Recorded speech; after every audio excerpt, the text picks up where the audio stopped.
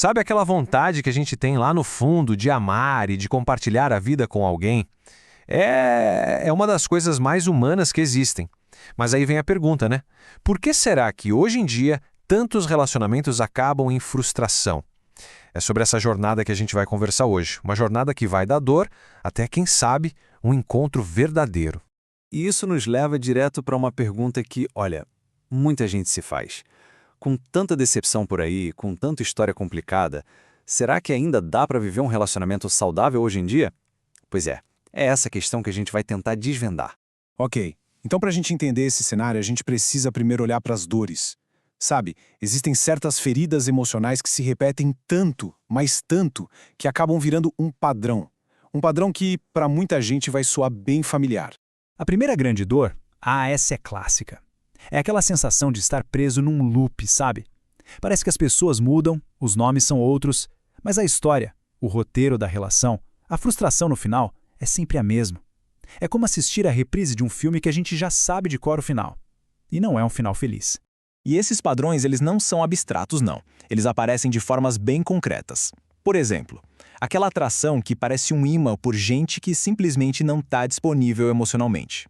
Ou então aquelas paixões avassaladoras, que começam com tudo, super intensas, mas que do nada, puf, se desfazem no ar e deixam só confusão e mais um ciclo de frustração para a conta. Bom, e depois de uma, duas, várias decepções, é claro, né, vem o medo. E esse medo é quase um instinto de sobrevivência. A gente cria uma armadura emocional para se proteger e faz todo sentido. O problema é que essa armadura que foi feita para proteger, muitas vezes acaba virando uma muralha, uma barreira que impede qualquer nova conexão, até as boas, de chegarem perto. E no centro desse medo todo tem uma vozinha que não cala, né? Aquela pergunta que paralisa a gente. E se eu me machucar de novo? Essa dúvida é o resumo de tudo. É o medo de passar por aquela dor outra vez. E isso deixa o coração da gente sempre em alerta máximo, o tempo todo. Agora, a terceira dor é uma que nem sempre a gente dá nome. É a solidão emocional. E veja bem, não é sobre estar sozinho em casa num sábado à noite. É algo mais profundo. É a solidão de estar rodeado de gente, mas sentir falta de uma pessoa. Alguém para compartilhar as vitórias, os perrengues, alguém que vibre na mesma frequência, sabe? Essa falta de sintonia dói. Aí chegamos na quarta dor, a falta de reciprocidade. Essa aqui é exaustiva. É a dor da balança que nunca se equilibra. Sabe, aquele sentimento de que só um lado se doa, investe tempo, energia, carinho, e o que volta é quase nada. Isso gera um cansaço emocional gigantesco. E pior, uma sensação de que a gente não tem valor, que vai minando a nossa autoestima aos pouquinhos.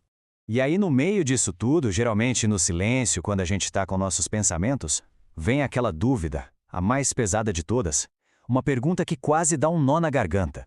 Será? Será que um dia ainda vai aparecer alguém para construir algo de verdade? Ok? Falamos bastante de dor, mas agora vem a virada. Porque o mais curioso é que mesmo com tudo isso, as pessoas não desistem de amar. Muito pelo contrário. O que acontece é que o desejo muda. Ele fica mais consciente, mais pé no chão, mais claro. E o desejo número 1 é por algo que parece simples, mas é a coisa mais rara e profunda que existe. Um relacionamento de verdade. Sabe? Sem joguinhos, sem manipulação, sem precisar usar máscaras. Um lugar onde a gente possa simplesmente ser quem a gente é, sem medo. Depois vem o desejo por segurança emocional. Basicamente, as pessoas querem um porto seguro, um lugar de paz. Um relacionamento onde se sintam em casa, sabe? E o que constrói isso? Coisas fundamentais: respeito, presença de verdade, não só de corpo presente, cuidado e, claro, um compromisso que seja claro para todo mundo. O terceiro desejo é por conexão profunda. Acho que existe um cansaço geral com o superficial, com o raso, né? As pessoas querem mais. Querem conversas que vão além do tudo bem, querem trocas que alimentam a alma, querem ter alguém do lado que também quer crescer junto. E aqui, olha só, a reciprocidade aparece de novo, mas agora como um desejo. É a busca pelo equilíbrio. Porque amar é bom demais, mas se sentir amado de volta é o que sustenta a relação. É a tal da via de mão dupla, né? Onde os dois investem, os dois se cuidam e, no fim das contas, os dois crescem juntos. Por último, o quinto desejo vai além de só ter um relacionamento. É sobre construir algo que tenha sentido, uma parceria de verdade, para a vida. É querer uma relação que tenha um propósito, que não seja só sobre o casal, mas sobre o que eles constroem juntos e como um impulsiona o crescimento do outro. Então, vamos lá. De um lado, a gente tem todas aquelas dores, do outro, esses desejos tão claros. E aí, qual é a ponte que liga uma coisa na outra? Como a gente sai da dor e chega no desejo? A resposta, e isso é o mais importante, não está lá fora, está dentro. A ponte se chama autoconhecimento. E aqui está o pulo do gato. Relacionamento saudável não é loteria, não é sorte. Não é algo que a gente encontra por acaso na rua. É algo que se constrói, tijolo por tijolo. E o alicerce, o ponto de partida de toda essa construção, é a tal da consciência emocional, que nada mais é do que o resultado de uma jornada para dentro de si. Mas como é esse caminho, então? Basicamente, a transformação começa quando a gente toma a decisão de olhar para dentro, sem medo. É um processo de 3 passos. Primeiro, entender os próprios padrões, aqueles que a gente repete sem nem perceber. Segundo, olhar para as nossas feridas, aquelas que a gente esconde até de nós mesmos. E terceiro, entender no que a gente acredita, sobre amor, sobre relacionamentos. E quando a gente começa essa jornada para dentro, algo incrível acontece. A nossa perspectiva sobre o amor muda completamente. A gente começa a se questionar, afinal, o amor é uma busca, uma caçada frenética lá fora?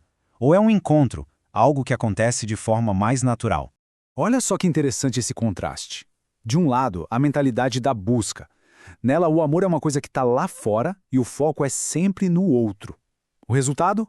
Quase sempre frustração. Agora, do outro lado, a gente tem a realidade do encontro. Aqui o amor acontece quando a gente se reencontra primeiro com a gente mesmo. O foco é no crescimento pessoal. E isso, naturalmente, leva a conexões muito mais maduras e conscientes. E para fechar, fica essa reflexão final. Talvez o grande segredo do amor não seja ficar procurando por aí a pessoa certa. Talvez seja sobre se tornar a pessoa certa para si. Quem sabe o amor não começa quando a gente encontra um outro alguém, mas sim quando a gente finalmente se reencontra, porque a partir daí tudo muda. O amor deixa de ser essa busca desesperada e se transforma finalmente no encontro. Um encontro bem mais sereno.